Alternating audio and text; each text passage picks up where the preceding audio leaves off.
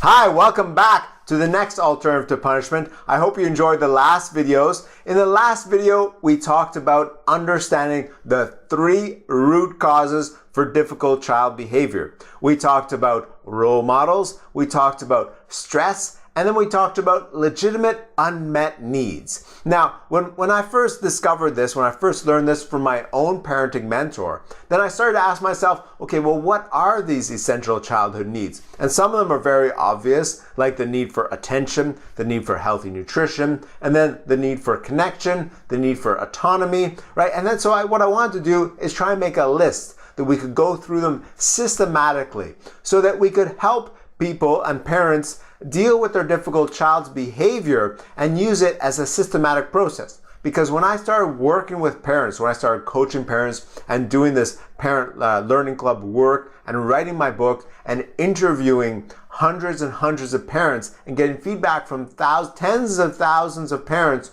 through the parent learning club, what I discovered is that every situation is unique. Every child situation and family situation is different. Right? And sure, a lot of the behavior is similar, right? A lot of defiance, a lot of temper tantrums, a lot of disobedience, and then there's a lot of ADHD and autistic type of behavior today. But fundamentally, all the situations around that are different. And sometimes 2 children who might be exhibiting the exact same behavior have different unmet needs. So I wanted to create a system that would help parents figure out what the unmet needs are, what the root cause of their child's behavior is, and from there they could take effective action in order to overcome that. So in order to do this, first we have to understand the root cause, right? Usually, as I talked about in that last video, we have the 3 reasons, right? We have stress, needs, and role models. Oftentimes, I would say today, what I see is that one of the major contributing factors to a child's difficult behavior is stress, whether caused by an intense traumatic experience or long-term sustained stress that can be due to the passive stress of unmet needs or this mild aggressive stress, maybe from a sibling or a bully or from a parent who uses constant threats or punishments in order to discipline their child, can cause a type of aggressive long-term stress in a child. So I would say that from my own experience, about 80% of difficult child behavior does have stress involved in the situation, right? Again, could be passive stress, unmet needs, could be situational stress because we live in such hectic worlds now and people are moving and jobs are changing. There's lots of situational stress that can't be helped, the child has to deal with. And then there could be aggressive stress as well. Now, in this video, we're going to talk about how to understand the needs of a child so that we can help deal with this passive stress. We can meet their needs and eliminate this passive stress in a child's life. Okay? And we're going to talk about later in the next videos specific techniques that will help meet these needs and put a full stop to any type of problematic or difficult or bad behavior that our children might be exhibiting. Okay, so as I mentioned in that last video, there are 3 different levels of needs. Okay, we have physiological, we have social emotional, and mental psychological needs. Let's talk about social needs, our emotional needs first, because this brings us to perhaps one of the most important needs that all children have. And this is the need for connection, okay? Children need to feel connected with their adult caregivers, specifically their parents. This is an instinctual need, a drive that all children have because it's basically embedded into their DNA to keep them connected to their parents. Instinctively, children know deep down inside in their bones that their very survival depends upon their connection with their parents. So anything that threatens or even undermines their sense of connection will instinctively cause them to go into their survival amygdala part of their brain and trigger the fight or flight reaction, okay, which can take them outside of the frontal cortex, the higher thinking, good judgment, memory recall part of the brain, and into the amygdala part of their brain. Anything that threatens or undermines their sense of connection. The key word here is their sense of connection, because even though you might be very well connected with your child, it's their sense of connection which is important. If they feel unconnected, that's what's going to cause this type of fear reaction and the fight or flight reaction, and it's going to cause them to lose their clear thinking, their good judgment, because any of these needs that we're going to talk about today are instinctual fundamental needs, right? So they're going to drive us. Humans are driven to have their needs met, no matter how much they know better in terms of behavior or appropriateness. If any need is strong enough, it's going to override their judgment and their thinking in order to get met. Okay, a good example here is if you're driving a long distance on the road and suddenly you have to go to the bathroom, right? And then there's no bathrooms along the way. And so you wait and you wait and you wait. And then time goes by and then you have to go more and more and more. Pretty soon, you're not going to be thinking clearly at all. You're not going to be able to hold a conversation. Your patience is going to be gone because all you're going to be thinking about is how to have your need to go to the bathroom met. All right? This is a great example to understand how needs drive us. Okay? All these needs. That was an example of physiological need, but social and emotional needs have as much of a strong influence on us as our physiological and body needs. Okay, so the first and most important, possibly the most important need that children have is the need for connection. Okay, so you need to make sure that's always met. Okay, another need, I have a paper here with all these needs just to make sure I don't forget any of them, is the need for information. Okay, all of us humans, we love to have information. We have these really curious minds and we love to learn. And children need to have this information as well. And we can see that all children in their early childhood, they go through a phase of asking why about everything. Why this, why that, right? They're gathering information. So they need information. And this is really important when we're trying to teach our children rules, is to remember that sometimes we need to repeat information. We need to repeat a rule in order for them to get it, right? So if we have a specific rule, for example, we're not to walk into the house with muddy boots on, right? To take our boots off at the door when we come into the house. Well, an older child will have no problem remembering this. But a toddler, for example, a toddler might have a difficult time remembering this because the information has not been embedded, it has not been repeated enough, and because of their age, they're less able to remember this, okay? And in the excitement of a moment, they might just run in if a parent isn't there to help them and truck their muddy boots all over the freshly washed floor, okay? And this can happen, and rather than punishing our child or flipping out at them, we need to remember, okay, we need to meet the child where they're at and remember that they might just need more information, okay? They need to be repeated to them that it's not good to do so and why it's not good. We need to give them information of why we don't want them to do things, okay? The need for information, children have this need as well.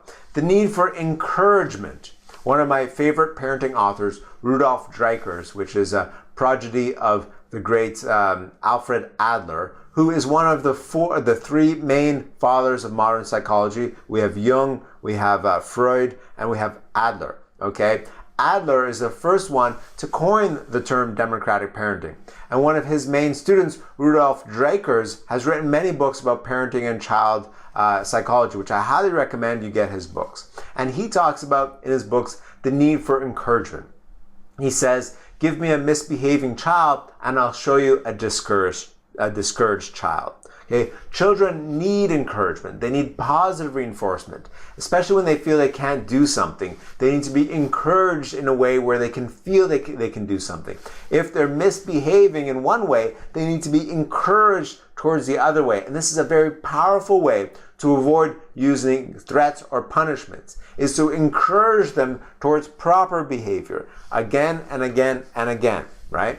So the need for encouragement is something that all children have. The need for contribution or participation. Again, this is something that all humans have. We need to feel like we're contributing, that we're participating. Children, it's the same thing. And if we're trying to get our children to help with chores around the house, then to meet this need, to get them to feel like they're a part of the family, that they feel that they're contributing, they're participating, is a very powerful way to get them to engage in chores or cleaning up after themselves or clean up their rooms. If a child is not cleaning up their rooms, is not doing their fair share of chores around the house, it's often because their need for contribution and participation has gone unmet. So a great way to meet this need is to engage them, to bring them into the participation, to make them feel included, to make them feel deep inside that they're contributing, not just intellectually, not just tell them, but they need to feel that inside themselves, emotionally, that they're a part of the family and they're contributing to the needs of everybody, to make sure that everything flows well in the family. The next need, social need, is the need for attention, right? We talked about this before, that if a child isn't getting positive attention, they will easily resort to negative behavior in order to get negative attention, because negative attention is better than no attention at all. So make sure you give your child enough attention. And we're going to talk about other techniques and strategies in order to meet their need for attention. When we do so, the key word is really to understand the power of giving them full attention rather than just partial attention. And in this modern world where we're being distracted so much, and screens everywhere, and telephones and cell phones and tablets are pulling our attention this way and that, it becomes even more important to show our child the power of giving them full attention. Okay, we'll talk about that in some of the next alternatives as well. So those are the social and emotional needs. Next, we move on to the psychological needs, the mental needs. Okay, and the one we have here, the first one, is the need for challenge, the need for growth, right? So children need to feel like they're getting enough stimulation, right? We see this with young children who might get bored, or any child who might feel bored, okay? Oftentimes they need a challenge, they need to feel stimulated. Now, we don't want to do it for them so much. We don't want to always act as a crutch to try and get our child out of boredom. We want to try and inspire the child, encourage the child to find a challenge themselves, to stimulate themselves, to let their own creativity come out, to find a way that they can do something interesting. Now, the key here is appropriate challenge and appropriate stimulation, because too much stimulation, if something is too hard, if it's too challenging, it's going to discourage your child. But then again, if it's too easy, it's not going to be fun. It's not going to be interesting at all. Okay, so the key here is finding the balance between enough and too much stimulation or challenge. Okay, but you need to remember that children do need the challenge. And if they're feeling apathetic and uninterested, it could be because they're not getting enough challenge. Okay, and if they feel discouraged and kind of defeated, it could be that the challenge is too much for them and they need a little bit more encouragement and a little bit more help to get them up to the level where they can meet that challenge with more vigor and zest. The next psychological need is the need for autonomy. And this need is often unmet with children who are being overly defiant or rebellious or disobedient. Their need for autonomy is not being met, so they're going to force that need.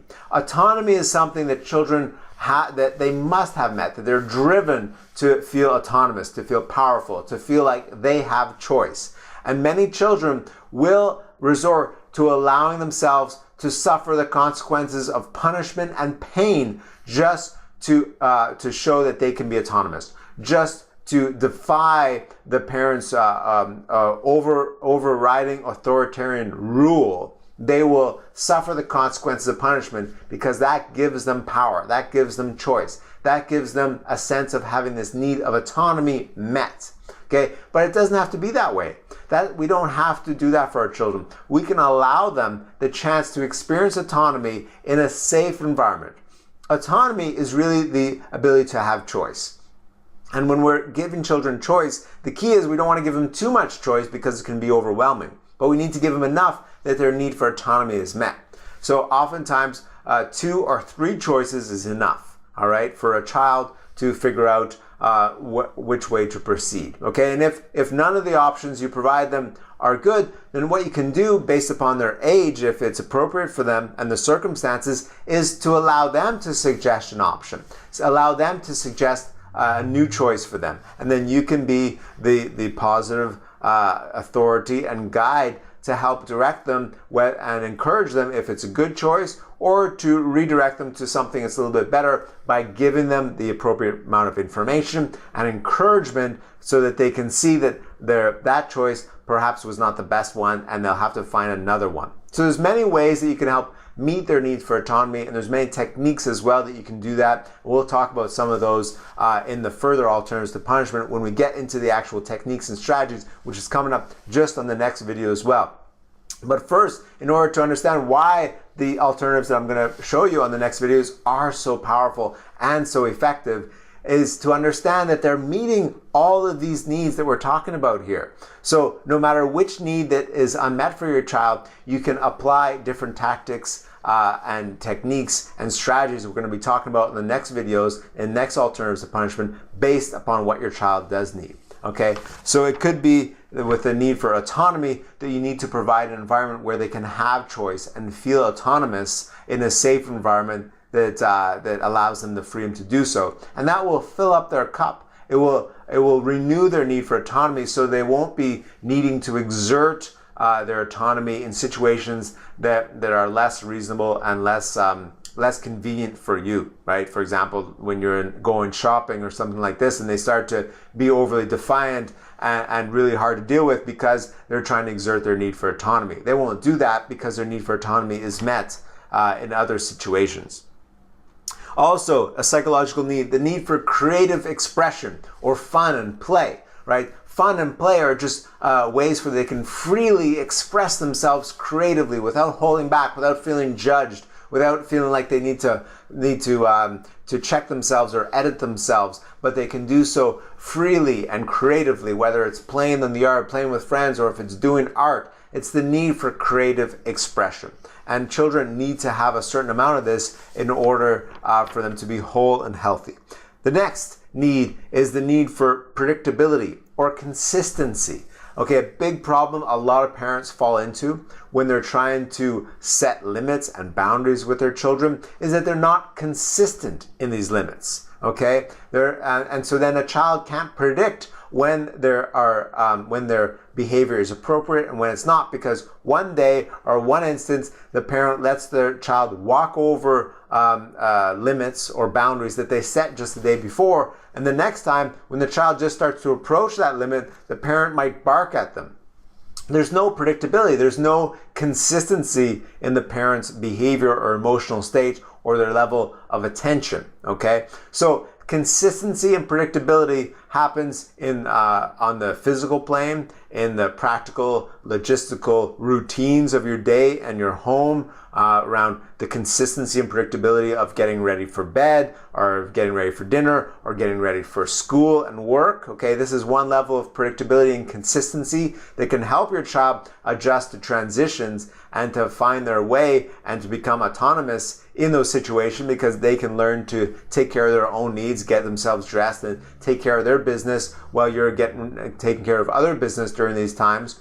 And also the need for consistency and predictability emotionally from us as parents. Our attention, our care, our affection, our connection, our encouragement. Is it consistent? Can a child predict that if they have a need that's met, a need for encouragement, that you'll always be there? They can predict that you're consistent with that. If you are consistent, if they can predict that if they behave this way, they're going to encounter a negative response from you because you've already set a limit there. They can predict that because you're consistent. Or they might know that sometimes if they manipulate the situation just right, or if you're distracted, if you're not paying attention, they can get away with something. Then that's another level of predictability, and you're going to have to deal with those negative circumstances because you've trained your child to know when they can manipulate a situation for their benefit, and not for your benefit, not for the situation's benefit. Okay, so the need for consistency and predictability is a very strong one. The next is the need for processing. The need for processing. Okay, this is a very important need that goes unmet way too often. Many people give not enough attention to the importance of this need. And this is the need for processing feelings, emotion, stress, pressure, the need for processing information or stimulation, right? Or experiences. You know, today we live in a world that has so many experiences, so much stimulation that comes at us so fast, from morning till night. It's one thing after the other, one thing after the other. And children have to follow along in this. They're rushed around from home to school to daycare to an extracurricular activity to some other thing, then back home, and then they're rushed into the bath, rushed into bed, and then they're rushed to wake up in the morning. It's one thing after the other, and they rarely have enough downtime to actually process all the stimulation, all the information, all the experiences, and any types of emotional feelings that can come up in any type of circumstances or in any given situation. So if a child encounters a bully in the playground, and they're going to feel emotionally hurt from that. But if they're never given a chance to process that hurt, it's going to stay within them. They're going to have to suppress that. They're going to have to internalize that. And that can affect their behavior. It can affect their mental health as well. So we need to help them process. Okay, the need for processing is very important. We're going to talk about that in more detail. And in my webinar, How to Help Children Heal from Stress and Trauma, I talk very specifically about how to help children process these feelings. So the need for processing should not be ignored. So that concludes the psychological well-being needs. And the next are the physical, the physiological, the health needs. And these are very straightforward. So I'll just go through these really quickly, right? We have the need for healthy nutrition. So a child who's given, Fruit Loops or Cocoa Puffs in the morning, these are basically empty cereals with a lot of sugar in them. They're not getting the morning nutrition they need. So it's understandable that the child might have a hard time paying attention later in school. A child needs healthy nutrition, right? Their cells are growing. Their bodies are growing. They need a lot of nutrition, right? They are exerting a lot of energy during the day. And nutrition means also enough water, right? And to avoid excess sugars, avoid excess chemicals, excess preservatives, right? Make sure they're getting enough fiber, enough live foods, enough vitamins, enough minerals, enough nutrients, enough antioxidants for their body to be healthy and to heal from stress and illness, and to keep their immunity strong so that they can grow and so that their brain can process all the information they have to at school. So healthy nutrition is really important. The need for exercise, right? All children have this. They'll run around freely, and adults have this too. We need to exercise. And often children who are hyperactive, who can't sit still, sometimes it's actual physiological needs that aren't met. Perhaps they're not getting enough nutrients, right? They're too jacked up on sugar. They just can't sit still. And sometimes they need more exercise too to get this energy out. So we need to perhaps structure our schedule to make sure our children are getting the exercise they need. Children who might be diabetic or overweight or obese, again, we can look at these two physiological needs around exercise and healthy nutrition to make sure that these are balanced and these are met for children. And then also the need for good sleep. Children need to have a lot of sleep. They need a lot more sleep than adults, okay, because they're growing bodies. And they have so much energy, they're exerting so much energy in the day, their body needs this time to sleep, to recover. That also during sleep, scientists have discovered that we process a lot of the information and the experiences that we get in the day, and it helps our memory recall better when we get enough sleep. If we don't get enough sleep, we have a harder time remembering things. We have a harder time assimilating information and using it to our benefit later on. So make sure your child gets enough sleep.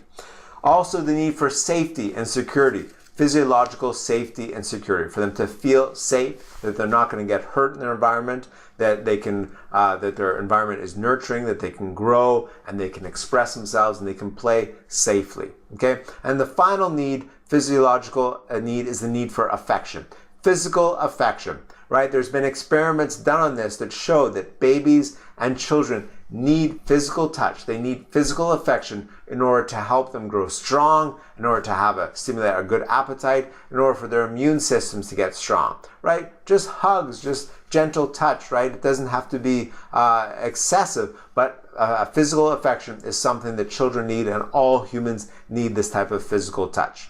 So this concludes the 15 essential needs. And on this page, you have a download link where you can actually download the checklist, the 15 essential childhood needs checklist that you can go through these and go through each one and ask yourself which one might be out of balance for your child, and that will help you greatly in order to figure out the root cause of your child's difficult behavior and to develop a tactic and a strategy to meet these needs in order to effectively and permanently change your child's behavior. Also, if you want to learn more about these 15 essential needs, I have a webinar that talks about these needs and how to meet these needs as well, different tactics and techniques. In this short video here, I just went over these 15 needs quickly, but then there's all types of tactics and strategies that you can use to meet these needs as well. So you can download this checklist, use it, go through it. Anytime your child starts to exhibit any difficult behavior, refer back to these 15 needs. Go through them and then adjust your approach, your response based upon where you can see your child needs a little bit more help. I hope you enjoyed this video, and I look forward to seeing you on the next one. Remember, give your child all your love and give yourself that same love too. You need to meet your own needs as well as your child's needs, because how can you be there for your child if your needs have gone unmet? You need to fill your own fuel tank, your emotional and your physiological fuel tank, so you can be there, so you can be more patient, so you can be more giving and loving and more present and have good attention for your child. And together we can build a brighter future.